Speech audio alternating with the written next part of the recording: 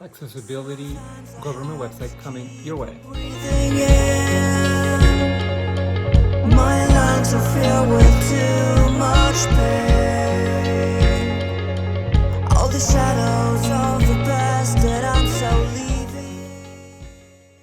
So we're going to review a government website, and today we're going to review Know the Risks e-cigarettes. It's a website done by the Center for Disease Control and CDC, HHS, Health and Human Services, and U.S. Public Health Services. It's a website pretty well designed. It's pretty much designed for the audience, which is for teens. The black and white photography, the colors of the yellow, kind of very bright. The photography, even though it seems to be stock, is pretty on point. The mix of drawings, of sketches, kind of going throughout. It's a very clever thing to do, since this is such a touchy subject. We want to make sure that they're not gearing towards a specific brand or a specific make of these e-cigarettes. So that's definitely it was a great move.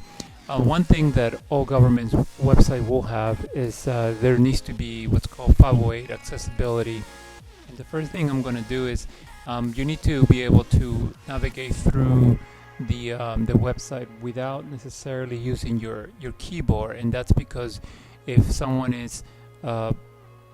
doesn't have arms, or someone that's blind is kind of browsing the website with their keyboard or with a different device, they will be able to do it. And as you can see now that I'm not using my mouse, I got a skip directly to site content, and then it gives me kind of the focus area, the area that I'm about to select, and it goes through all the different links that are within the website.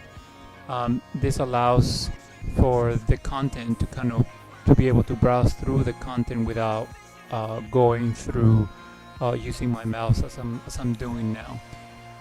And then you can select, like I'm going to another page, and I can navigate the page just using my keyboard.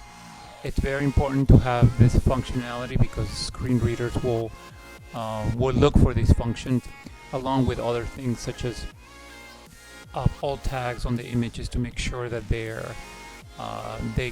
not only like images like this is an image, but that shows an alternative tag that describes what this is, and if there's content inside, like it is in here, that the content is part of the alt tag. So the screen reader, if that's what someone that's disabled is looking for, they will be able to know what that image and know what the content is inside that image.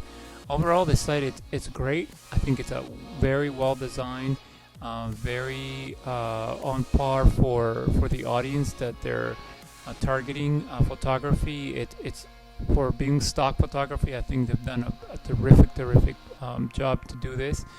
I think it's very interactive. It has a lot of little micro interactions that you kind of see throughout this site, to kind of indicate movement, indicate that there's more content, to indicate to the user that there's more, which allows the website to not only be fun, but also it keeps you engaged.